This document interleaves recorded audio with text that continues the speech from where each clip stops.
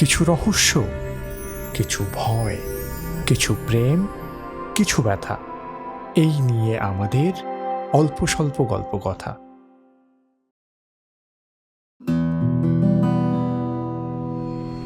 অল্প স্বল্প গল্প কথায় আজ শুনবেন ক্ষিতীন্দ্র নারায়ণ ভট্টাচার্যের লেখা অবলম্বনে রহস্য গল্প সবুজ বোলতা।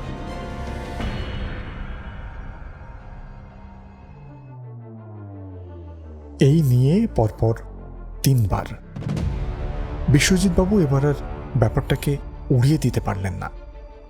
পুলিশের গোয়েন্দা বিভাগের ঝানু অফিসার তিনি। এই করে করে মাথার চুল পাকিয়ে ফেলেছেন। চোখের উপর বারবার এই একই ব্যাপার ঘটতে দেখেও যদি চুপ করে থাকেন তাহলে গোটা পুলিশ বিভাগেরই দুর্নাম হবে যে। প্রথমে প্রাইভেট কার, তারপর ট্যাক্সি, তারপর চলন্ত ট্রেন। একই অপরাধের সামান্য একটু হেরফের মাত্র। কস্তুরচাঁদ ঘড়িয়াল মস্ত বড় লোকের ছেলে, দেদার টাকার মালিক। সন্ধ্যায় ফুরফুরে হাওয়ায় নতুন বিলেত থেকে আনা ক্যাডিলাকখানা নিয়ে নিজেই ড্রাইভ করে চলেছিল ক্লাবের দিকে। কিছুর মধ্যে কিছু না, একটু নির্জন পথে আসতেই অসাড় হয়ে গাড়ির মধ্যেই টলে পড়ল। সামনে ছিল কার বেড়া দেওয়া বাগান। গাড়ি গিয়ে তারই ওপর হুমড়ি খেয়ে পড়ল। প্রাণে মরল না বটে, কিন্তু হাসপাতালে নেবার আগে জানা গেল তার বা পকেটে যে 1002 টাকার নোটের তাড়া ছিল, যা সে তাসের বাজি ধরবার জন্য সঙ্গে নিয়ে চলেছিল, সবটাই লোপাট হয়ে গেছে। অথচ কেউ তাকে আঘাত করেনি, নাকি ক্লোরোফর্ম ভিজানো রুমাল চেপে ধরেনি, গাড়ির ভিতরে বা ফুটবোর্ডে কেউ লাফিয়ে ওঠেনি। এর মধ্যে কি যে হয়ে গেল, মনে হয় ভুতুড়ে কাণ্ড। ট্যাক্সি চালক সর্দার চুকন্দর সিং এর কাহিনীও অবিকল এক।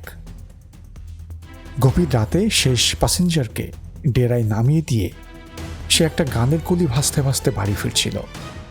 মনটা ছিল খুব খুশ, কারণ বড়লোক প্যাসেঞ্জার অনেকটা ট্যাক্সি হাঁকিয়ে মিটারে দেদার বিল তো উঠিয়েছিলই, তদুপরি নামবার সময় আরও 2 কড়কড়ে 10 টাকার নোট ওর হাতে গুঁজে দিয়ে গেছিল, হয়তো নেশার ঘোরেই।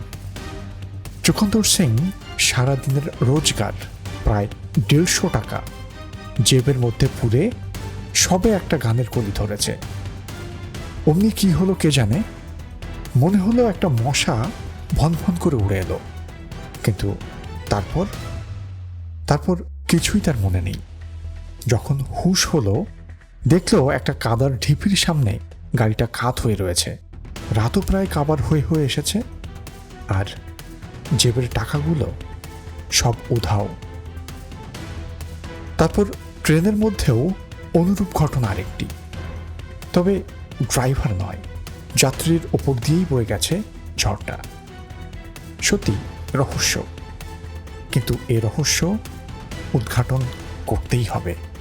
সারা জীবন তাই করে এসেছেন বিশ্বজিৎবাবু। এখানেই কি হোঁচট খাবেন তিনি? কব্বি নাহি।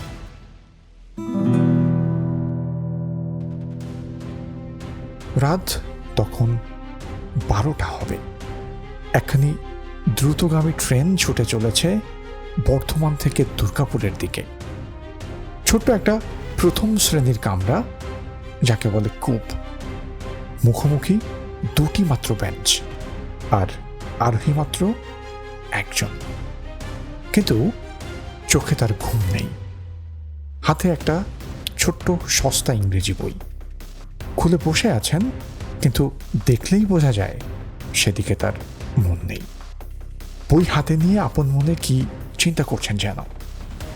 সামনে উল্টো দিকের বেঞ্চে একটা অ্যাটাচি কেস পড়ে আছে। ব্যাস, সঙ্গে মালপত্র বলতে ওই। ভদ্রলোকের বয়স 50-এর কাছাকাছি হবে। নাকের নিচে খ্যাংড়া ঝাঁটার মতো এক ঝাড় গোপ। বাগালের উপর একটা মস্ত বড় কালো আঁচিল। মুখের দিকে তাকালে সবার আগে সেইটার দিকেই নজর পড়বে। পরনে ধুতির ওপর ঘি ঘি রঙের বাপ্তা জাতীয় কাপড়ের একটা গলাবন্ধ লম্বা কোট।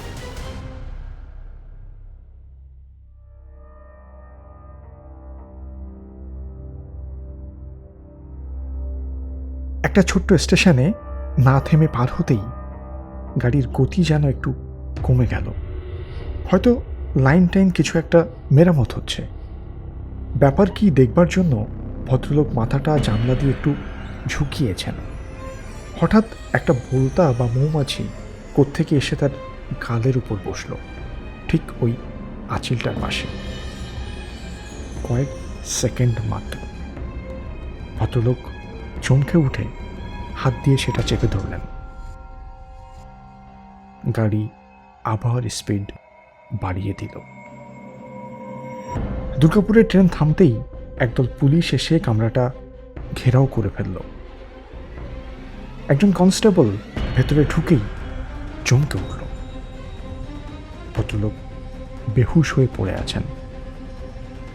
পায়ের কাছে ইংরেজি বইটা গড়াগড়ি খাচ্ছে। অনেক চেষ্টার পর জলের ঝাপটা ঝাপটা দিয়ে তার জ্ঞান ফেরানো হলো। চোখ খুলেই আবার বন্ধ করে অর্ধ নিমিলিত নয়নে তিনি একবার অস্ফুট কণ্ঠে কি যেন বললেন। তারপর যেন হঠাৎ সম্বিত পেয়ে উঠে বসলেন।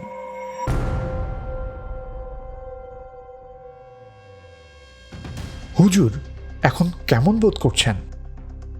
সামনের কনস্টেবলটি এগিয়ে এসে বলল। কে? চিরঞ্জীব? কিছু তো মনে করতে পারছি না।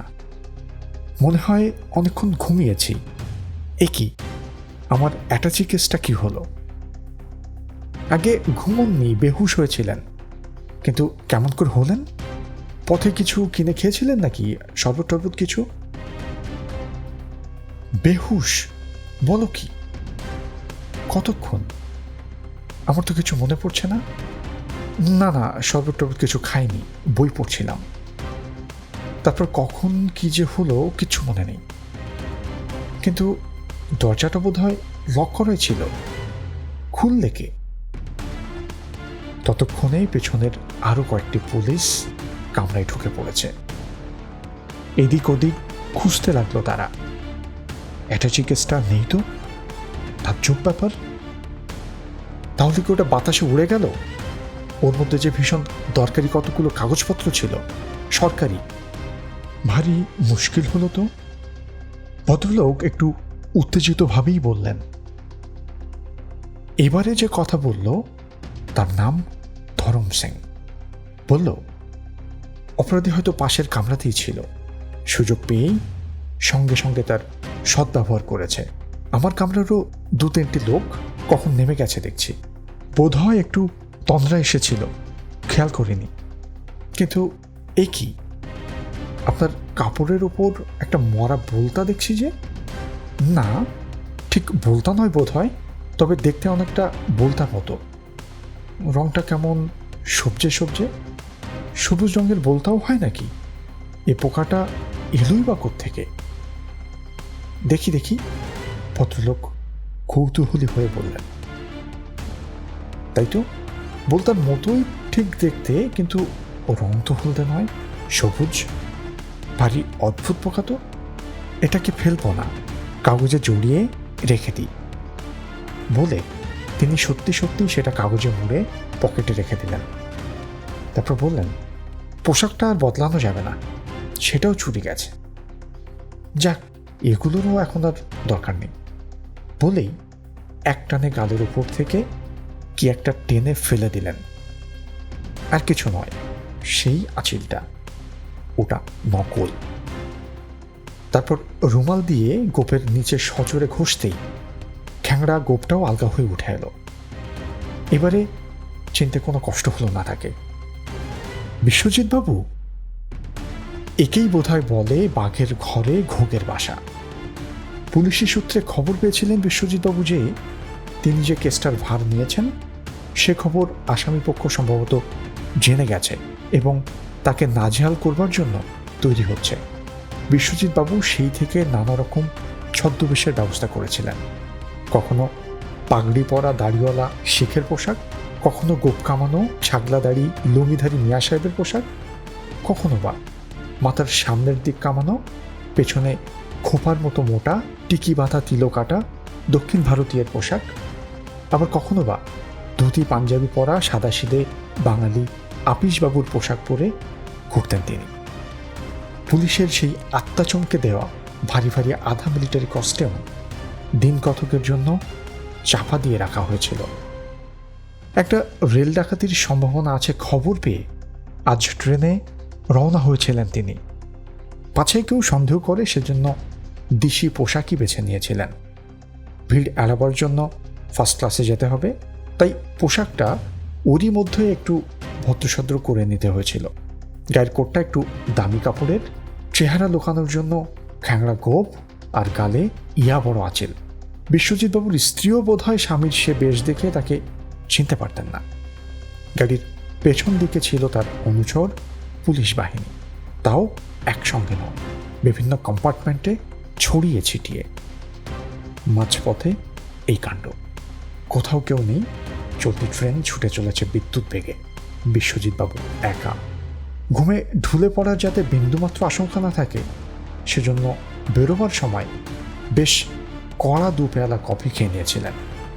সঙ্গে থার্মোফ্লাস্কে রয়েছে আরও 2 কাপ। বর্ধমানে এসে সেটুকুও খেয়ে ফ্লাক্সটা অ্যাটাচি কেসে পুরে দিয়েছেন।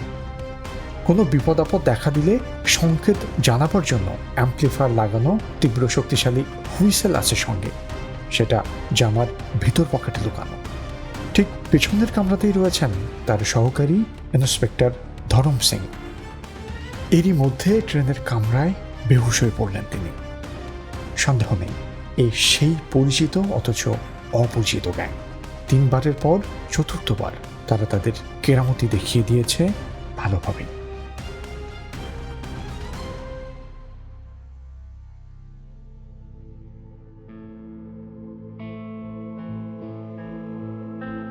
তবে কি হাল ছেড়ে দিতে হবে? বিশ্বজিৎবাবু তার শোবার ঘরে মাথায় হাত দিয়ে আকাশ পাতাল ভাবছিলেন। 2 দিন কেটে গেছে, তারপর সেই গ্যাংয়ের নেতা নিশ্চয়ই এতক্ষণে তাকে বিদ্রুপ করছে এবং পরবর্তী অপরাধের জন্য তোড়জোড় করছে। এখন তো তারা বেপরোয়া। কি করছেন বিশুদা? ঘরে আসতে পারি? উত্তরের অপেক্ষা না করে একটি বছর 30-32-এর যুবক ঘরে ঢুকল। কে? নিঃশঙ্ক? এসো, বসো। বিশ্বজিৎবাবু ম্লান মুখে অভ্যর্থনা জানালেন। নিঃশঙ্ক সম্পর্কে বিশ্বজিৎবাবুর শ্যালক, হাসি খুশি দিলদরিয়া স্বভাব। বছর কয়েক আগে জিওলজিতে MSc পাশ করেছে। মাঝে একটা কলেজে কয়েকদিন পড়িয়েও ছিল। সম্প্রতি একটা ভালো চাকরি পেয়ে আমেরিকা চলে যাচ্ছে শিগগিরই। কি ব্যাপার? সন্ধ্যাবেলা একা ঘরে চুপচাপ মনমারা হয়ে বসে? শেষদি কই? আছে ভেতরে। বসো বসো। সবাই কি তোমার মতো নামে এবং জীবনে নিঃশঙ্ক হতে পারে হে? পুলিশের চাকরি, সংখ্যা আমাদের চারদিকে সর্বদাই মশার মতো ভনভন করছে। ভালো কথা, তুমি তো জুওলজির ছাত্র, দেখো তো এই জিনিসটা চিনতে পারো কিনা। বলে বিশ্বজিৎবাবু ড্রয়ার থেকে সন্তপর্ণে একটা কাগজের মোড়ক বার করলেন। নিঃশঙ্ক অপুর হয়ে দেখতে লাগলো। কি বলতা বলে মনে হয় না? কিন্তু বলতা কি সবুজ হয়? নিঃশঙ্ক গভীর মনোযোগের সঙ্গে পোকাটাকে উল্টে পাল্টে দেখতে দেখতে বলল, সময় বিশেষে হয়, তবে খুব রেয়ার, অর্থাৎ দুষ্প্রাপ্য। ওর একটা ল্যাটিন নামও আছে, কিন্তু বড় লম্বা আর বিদঘুটে। জাইলেন্থেসিস উরবেরান্টাম নাকি ওইরকম একটা নাম মনে হচ্ছে। এই জাতের বোলতাদের চালচলনে সাধারণ বোলতাদের সঙ্গে মিল থাকলেও শুনেছি ওদের কয়েকটা বিশেষ ক্ষমতা আছে। আমি তো কীটতত্ত্ব নিয়ে খুব একটা বেশি পড়াশোনা করিনি, তবে আমার জানা এক ভদ্রলোক আছেন, তুহিনানন্দদা। তিনি এ বিষয়ে খুব পণ্ডিত। তার কাছে গেলে। তুহিনানন্দ নামটা তো বেশ নতুন। কি করেন তিনি? পেশা তার ঠিক কি আমার জানা নেই, তবে পোকামাকড় সম্বন্ধে তার জ্ঞান অগাধ। এমনকি তিনি নাকি একটা শখের চিড়িয়াখানা করার মতলবে আছেন। জীবজন্তু চিড়িয়াখানা নয়, পোকামাকড়ের চিড়িয়াখানা। যত রকম দুষ্প্রাপ্য পোকামাকড় সংগ্রহ করে পুষে তাদের চালচলন পরীক্ষা করবেন, এই তার ইচ্ছা। বোধহয় এতদিনে কাজ শুরুও করে দিয়েছেন। বেশ তো, চলো না কালই। আমিও সঙ্গে যাব, কিন্তু তবে পুলিশের সাজে নয়, ছদ্মবেশে। তোমার আপত্তি নেই তো?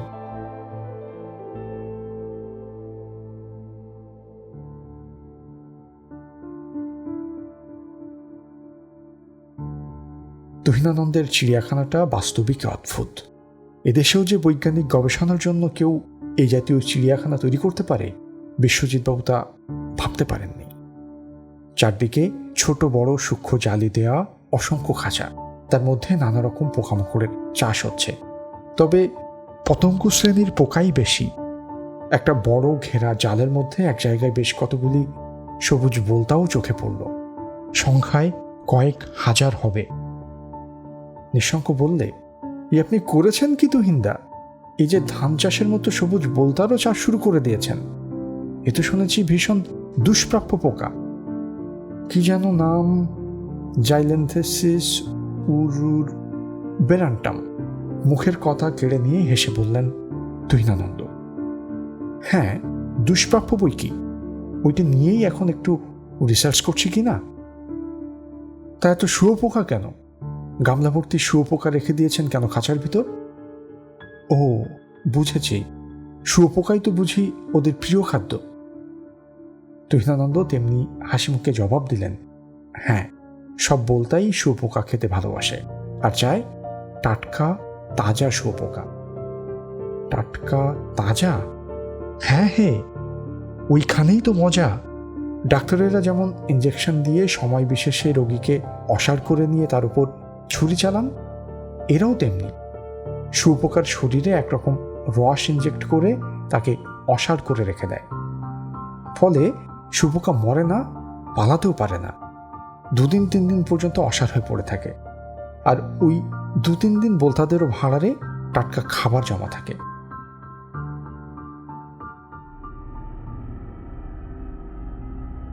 বিশ্বজিৎবাবু এবার মুখ খুললেন। ভারী অদ্ভুত তো। নিঃশঙ্ক বলল, অদ্ভুত হলেও কথাটা নতুন নয়। বোলতাদের এই বিশেষ ক্ষমতার কথা বিজ্ঞানীরা অনেকদিন থেকেই জানতে পেরেছেন। আরও কোনো কোনো পোকারও নাকি ওই রকম অভ্যাস আছে। তুহিনানন্দ এবার বিশ্বজিতের দিকে চেয়ে সকৌতুকে বললেন, অদ্ভুত লাগছে আপনার কাছে? কিন্তু ও তো সব সাধারণ বোলতাই করে থাকে। এই সবুজ বোলতাদের ওই ক্ষমতাটা সবচেয়ে বেশি।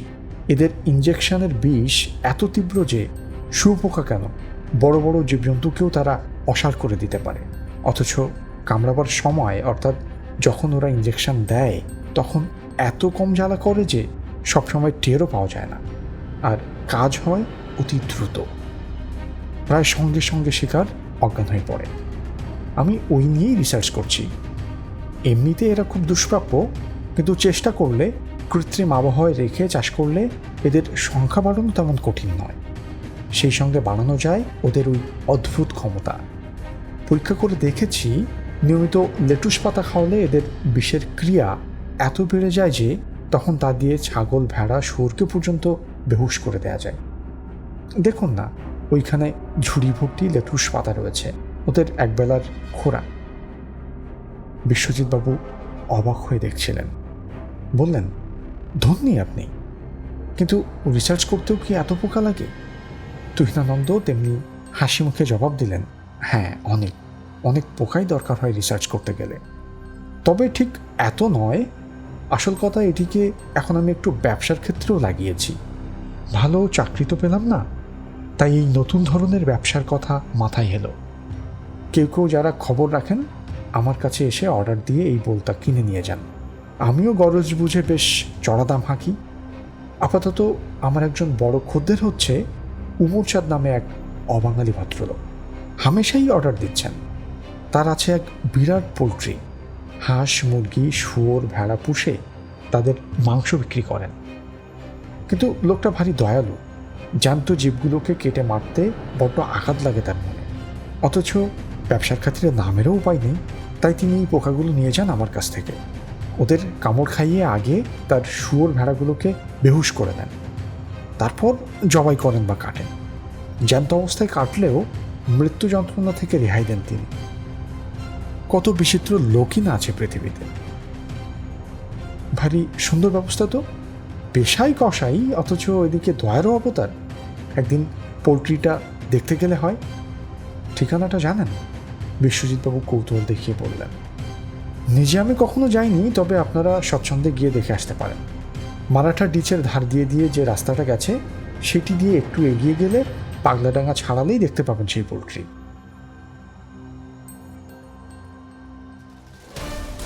এর পরের ঘটনা খুব সংক্ষিপ্ত। বিশ্বজিৎবাবুর সন্দেহই শেষ পর্যন্ত সত্যি বলে প্রমাণিত হলো। উমরচাঁদের পোলট্রি ঘেরাও করে দেখা গেল লোক দেখানো পোলট্রি একটা থাকলেও সেখানকার আসল ব্যাপারটা একেবারেই আলাদা। একটা কুখ্যাত অপরাধীদের আড্ডা ওটা।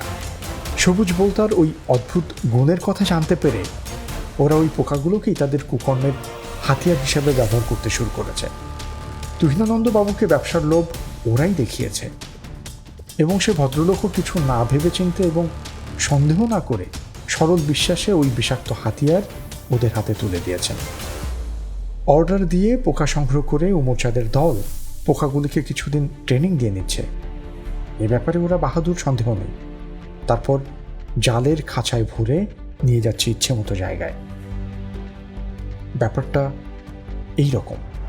খাঁচার দরজা খুলে দিতেই বোলতা উড়ে গিয়ে ওদের তথাকথিত শিকারের উপর নিঃশব্দে গিয়ে বসে। তারপর লাগায় ইঞ্জেকশন। কয়েক সেকেন্ডের মামলা মাত্র, সঙ্গে সঙ্গে তাদের বিষাক্ত রসে শিকার একেবারে বেহুশ। এই সময়টা দলের লোকেরা দূরে দূরে থেকে নজর রাখে। শিকার বেহুশ হয়ে গেলেই তখন শুরু হয় ওদের কাজ। ঝোপ বুঝে গিয়ে তাকে সর্বশান্ত করা তখন আর এমন কিছু কঠিন নয়। প্রাইভেট কার, ট্যাক্সি এবং চলন্ত ট্রেনে প্রতিবার এই একই ইতিহাস। দলের পাণ্ডা উমরচাঁদ আদালতে সবই স্বীকার করল। তুহিনানন্দও সাক্ষ্য দিলেন। সাজা হলো দলের। তুহিনানন্দকে সাবধান করে ছেড়ে দেওয়া হলো। বিশ্বজিৎবাবুকেও এরপর আর অনুরূপ রহস্যজনক রাহাজানির কেস নিয়ে মাথা ঘামাতে হয়নি।